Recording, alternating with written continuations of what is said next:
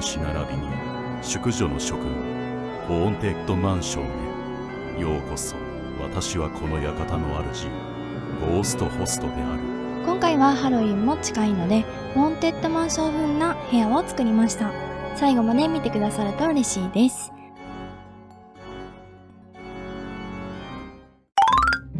今回のテーマは亡霊たちの晩餐会です。ホーンテッドマンションのホリデーナイトメア風な晩餐会場を作ります。まずは部屋の概要です。部屋の大きさは最大。窓はなし、エントランスは右から3番目。明るさはオレンジで暗めですが、作業中は明るくしていきます。環境音は嵐です。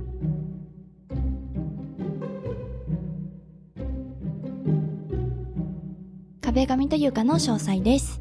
本場の床はひし形ですが、ハロウィン仕様にしていきます。今回の間取りはこんな感じで作っていきます。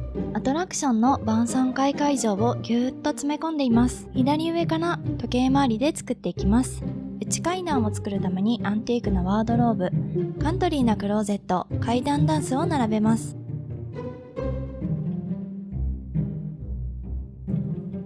空いた隙間を柱で隠します。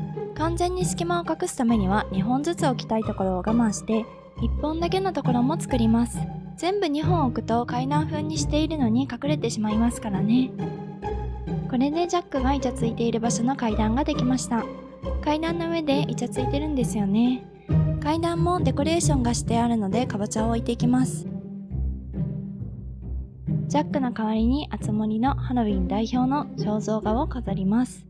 なんとなく隣に男の人の肖像画を置いてイチャつきを事前に阻止します。本来なら手すりがあるので手すりの代わりに吊り下げステージライトを置きます。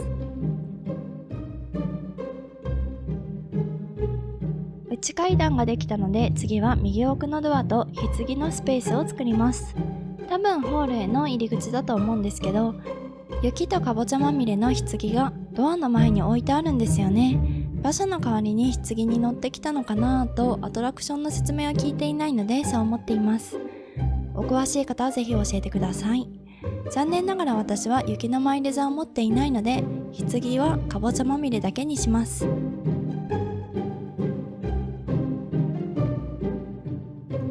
このエリアが終わったので次は作り忘れていた階段下スペースを作ります。階段下の部分はダンスで疲れた人のスペースっぽいなぁと勝手に思っています。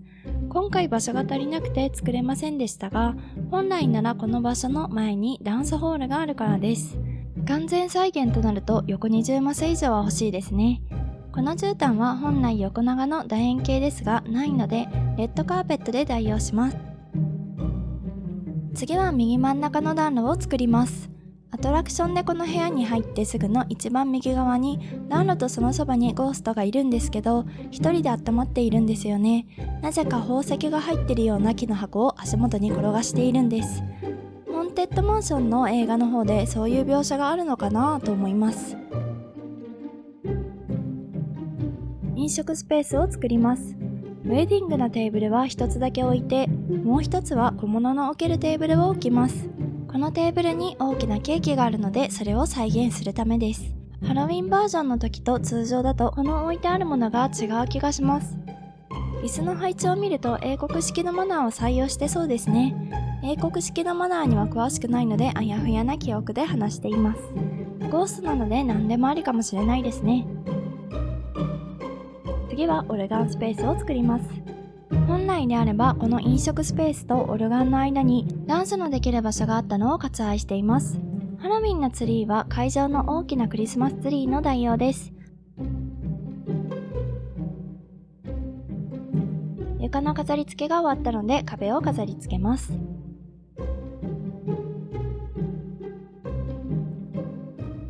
かなり古い建物なので蜘蛛の巣を多めに飾り付けます。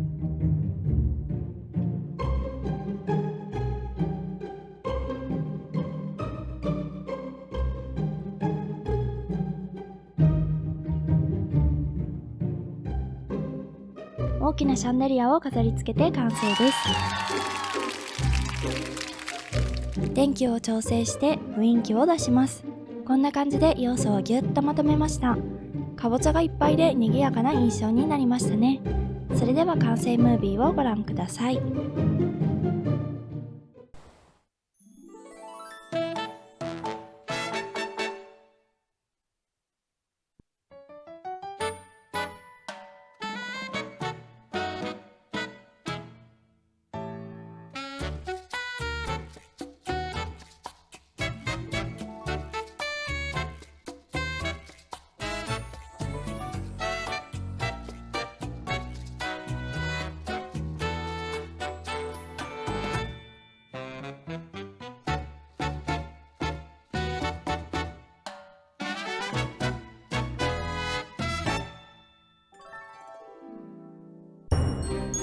ホーンテッドマンション風の部屋はいかがだったでしょうか。少しでもハロウィンを感じてくださったら嬉しいです。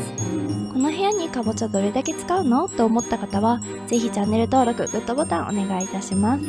最後までご視聴くださいましてありがとうございました。今回のおまけは庭のスピードビルドです。それではまた次回の動画でお会いいたしましょう。